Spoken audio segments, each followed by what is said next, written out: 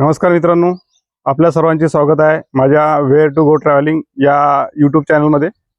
मित्रांनो, आज मी बुलढाणा जिल्ह्यातील मोताळा तालुक्यातील रोहिणखेड या गावामध्ये आलेलो आहे आणि आज मी या गावामधील सर्वात पुरातन जे मस्जिद आहे त्या मस्जिदीवर आलेलो आहे मित्रांनो। तर मित्रांनो, आज आपण या मस्जिदीची पूर्ण माहिती घेणार आहे मित्रांनो। तर चला आपल्या व्हिडिओला आपण सुरुवात करूया।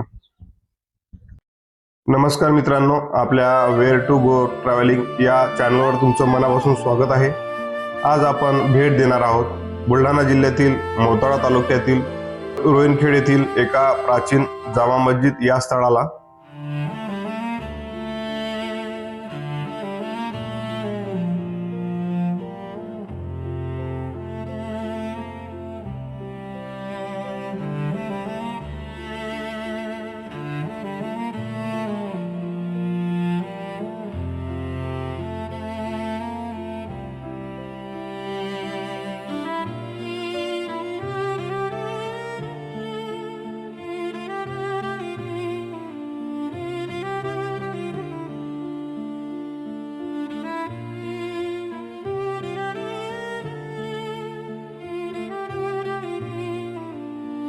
रोहिणखेड हे गाव पूर्वी रोहनाबाद म्हणून ओळखले जात होते। हे विदर्भातील एक छोटेसे शहर आहे आणि या ठिकाणामधील जे मस्जिद आहे ही सुमारे 442 वर्षाहून अधिक जुनी असून निजामशाही काळाशी जोडली गेली आहे। तिच्या बाहेरील भागात मोठे दगड आणि प्राचीन अवशेष दिसतात। रोहिणखेड हे गाव येथील ऐतिहासिक जामा मस्जिदीसाठी देखील ओळखले जाते। ही मस्जिद 1582 मध्ये खुदावंद खान महादवी याने बांधली होती। या मस्जिदीचे मोठे आकर्षण म्हणजे येथील जादुई भिंती होय।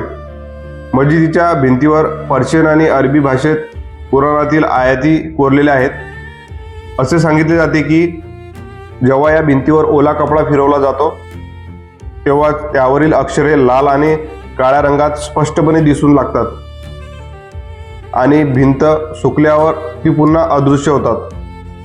भारतीय पुरातत्व विभागाच्या देखरेखीखाली असलेली ही मस्जिद एक राष्ट्रीय महत्त्वाचे स्मारक मानली जाते।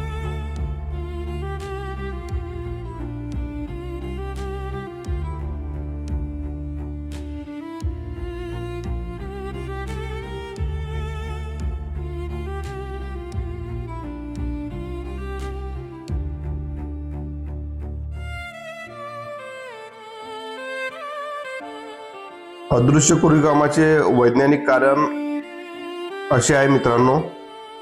मशिदीच्या भिंतीवर अरबी फारसी अक्षरात अदृश्य प्रकारे कोरलेल्या आयती दिसतात तेव्हा त्यांचा आधार दोन गोष्टीवर असतो। अत्यंत उथळ अतिसूक्ष्म कोरीवकाम, केवळ सूक्ष्म खाचवर रेखाटलेले अक्षर आणि दगडाच्या पृष्ठभागावर एक समान रंग गडदपणा ज्यामुळे आरसावर लिहिल्याप्रमाणे अक्षर दिसत नाहीत। ओला कपडा भिंतीवर फिरवल्यावर पाणी आळवळत असताना खाचीत जास्त पाणी थांबते, त्यामुळे त्या भागात आर्द्रता जास्त राहते आणि रंग थोडा गडद दिसतो। त्यामुळे साधारणपणे अदृश्य असलेले अक्षर दृश्यमान होते। हे छन्नलिपी अथवा ओल्या पाण्यावर आधारित सूक्ष्मलिपी या भावनेचे तांत्रिक उदाहरण मानले जाऊ शकते। याला विज्ञानात अटकळ असते। पृष्ठभागाच्या रिफ्लेक्शन आणि वेट डार्क इफेक्ट मुळे ओला केलेला भाग निरीक्षकाला गडद वाटतो, त्यामुळे सूक्ष्म खाचीतले अक्षर छायाचित्राप्रमाणे उठून दिसतात।